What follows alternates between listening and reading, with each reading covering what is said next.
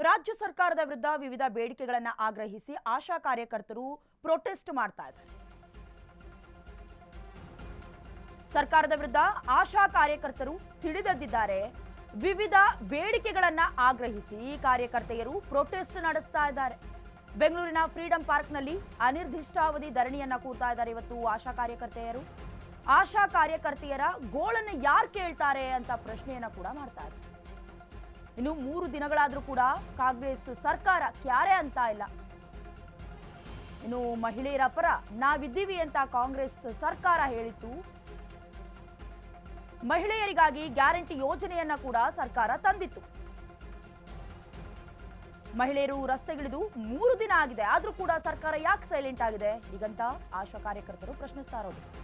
ಇನ್ನು ರಾಜ್ಯ ಸರ್ಕಾರದ ವಿರುದ್ಧ ಆಶಾ ಕಾರ್ಯಕರ್ತೆಯರು ನಿಜಕ್ಕೂ ಕೂಡ ವಿವಿಧ ಬೇಡಿಕೆಗಳನ್ನು ಆಗ್ರಹಿಸಿ ಪ್ರೊಟೆಸ್ಟ್ ನಡೆಸ್ತಾ ಇದ್ದಾರೆ ಫ್ರೀಡಂ ಪಾರ್ಕ್ನಲ್ಲಿ. ಅಂದ್ರೆ ಕೆಲವೊಂದು ಒತ್ತಾಯಗಳಿದೆ. ಅಂದ್ರೆ ಸ್ಯಾಲರಿಗಳಲ್ಲಿ ಹೈಕ್ ಬೇಕು ಅಥವಾ ಕೆಲವೊಂದು ಪ್ರಮೋಷನ್ಸ್ಗಳಾಗಿರ್ಬೋದು, ಎಲ್ಲವನ್ನ ಕೂಡ ಮುಂದಿಟ್ಕೊಂಡು ನಮಗೆ ಕೆಲಸದ ಸಂಬಳವನ್ನ ಹೆಚ್ಚಿಗೆ ಮಾಡಬೇಕು ಅನ್ನೋದನ್ನು ಕೂಡ ಸೇರಿಸ್ಕೊಂಡು ಪ್ರೊಟೆಸ್ಟ್ ನಡೆಸ್ತಾ ಇರೋದು. ಜೊತೆಗೆ ಇದೇನಾ ಹೆಣ್ಣು ಮಕ್ಕಳಿಗಿರುವಂತಹ ಬೆಲೆ ಅಂತ ಆಕ್ರೋಶವನ್ನ ಹೊರಹಾಕ್ತಾ ಇದ್ದಾರೆ. ರಸ್ತೆ ಮೇಲೆ ಮಲಗಿರೋ ಶಕ್ತಿ ಯೋಜನೆಯ ಫಲಾನುಭವಿಗಳು ಚಳಿಯಲ್ಲಿ ನಡುಕ್ತಾ 2 ರಾತ್ರಿಯನ್ನ ಕಳೆದಿದ್ದಾರೆ ಕರುನಾಡ ತಾಯಂದಿರು. ನಡು ರಸ್ತೆ ಮೇಲೆ ಹೆಣ್ಣು ಮಕ್ಕಳ ಕಣ್ಣೀರು ಯಾರು ಕೇಳ್ತಾರೆ ಹೀಗಂತ ಪ್ರಶ್ನಿಸ್ತಾ ಇರೋದು ಆಶಾ ಕಾರ್ಯಕರ್ತೆಯರು.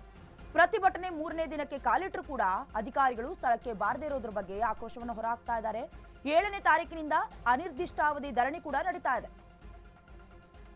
ಸುಮಾರು 10 ಬೇಡಿಕೆಗಳನ್ನ ಇಟ್ಟಿದ್ದಾರೆ ಆಶಾ ಕಾರ್ಯಕರ್ತೆಯರು. ಅಂದ್ರೆ ಈ ಮೊದಲು ಕೂಡ ಆಶಾ ಕಾರ್ಯಕರ್ತೆಯರು ತಮ್ಮ ವಿವಿಧ ಬೇಡಿಕೆಗಳನ್ನ ಮುಂದಿಟ್ಕೊಂಡು ತಮ್ಮ ಆಕ್ರೋಶವನ್ನ ಹೊರಹಾಕ್ತಾ ಇದ್ದಾರೆ, ಪ್ರತಿಭಟನೆಗಳನ್ನ ನಡೆಸ್ತಾ ಇದ್ದಾರೆ. ಒಟ್ಟಾರೆಯಾಗಿ ಈ ವರ್ಷದ ರಾಜ್ಯ ಸರ್ಕಾರ ಅದರಲ್ಲೂ ಕೂಡ ಪಂಚ ಗ್ಯಾರಂಟಿಗಳನ್ನ ಅನೌನ್ಸ್ ಮಾಡ್ತು, ಮುಖ್ಯವಾಗಿ ಶಕ್ತಿ ಯೋಜನೆಯನ್ನ ಕೂಡ ಕೊಡ್ತು. ಆದ್ರೆ ಆಶಾ ಕಾರ್ಯಕರ್ತೆಯರಿಗೆ ಮಾತ್ರ ಯಾಕೆ ಕೆಲವೊಂದು ಬೇಡಿಕೆಗಳನ್ನ ಈಡೇರಿಸ್ತಾ ಇಲ್ಲ ಹೀಗಂತ ಅವರು ಪ್ರತಿಭಟನೆಯನ್ನ ನಡೆಸ್ತಾ ಇರೋದು.